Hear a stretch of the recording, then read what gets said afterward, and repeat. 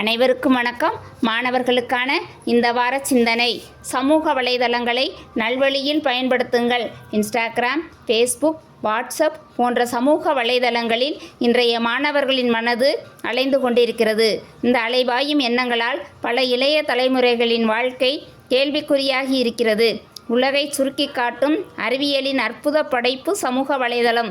அதை நீங்கள் சரியாக பயன்படுத்தினால் வரம், தவறாக பயன்படுத்தினால் சாபம்.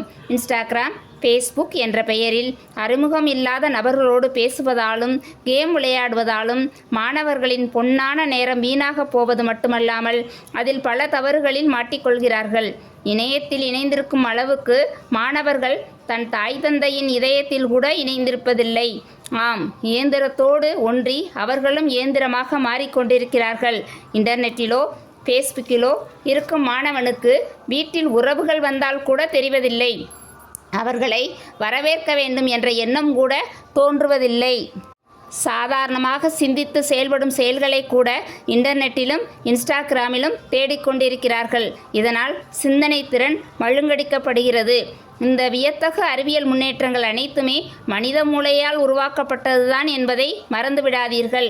ஆனால் இன்று மனித மூளைக்கே வேலை இல்லாமல் அதை பழுதாக்கி கொண்டிருக்கிறோம்.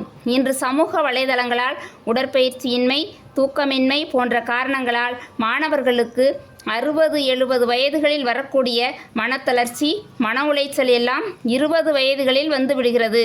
அதனால் பல்வேறு நோய்களால் பாதிக்கப்படுகின்றனர். இளைய சமுதாயம் ஆரோக்கியமற்று இருந்தால் அந்த குடும்பம், அந்த தேசம் எப்படி ஆரோக்கியமாக இருக்கும் என்பதை சிந்திக்க வேண்டும். மொபைல் போனை கண்டுபிடித்த மார்ட்டின் கூப்பரே ஒரு நாளைக்கு 5% நேரத்தை மட்டுமே மொபைல் போனை பயன்படுத்துகிறேன் என்கிறார். மொபைல் போன் பயன்படுத்தாத குழந்தைகளிடம் கற்றல் திறன் அதிகரித்திருக்கிறது என்கிறது யுனெஸ்கோ அமைப்பு. ஒரு மாணவனிடம் இருந்து மொபைல் போனை வாங்கிவிட்டால் அதிக கோபத்திற்கு ஆளாகி மிருகத்தின் நிலைக்கு மாறிவிடுகிறார்கள். இப்படியே போனால் அவர்கள் எதிர்காலம் எப்படி இருக்கும் என்பதை யோசியுங்கள். இந்நிலையை மாற்றுவதில் பெற்றோர்களுக்கும் பங்குண்டு. சில பெற்றோர்கள் வேலை குறைந்தால் சரி என்று அவர்களை கண்டுகொள்ளாமலும் சீரியலில் மூழ்கிவிட்டும் என்றாவது ஒரு நாள் கண்காணிப்பதன் விளைவுதான் இது. அன்றாடம் நல்ல கருத்துக்களை சொல்லுங்கள். மாணவர்களை அருகில் அமர வைத்து அன்போடு பேசுங்கள். அன்பான பேச்சும் அறிவான பேச்சும் எத்தனையோ சாம்ராஜ்யத்தை உருவாக்கி இருக்கிறது.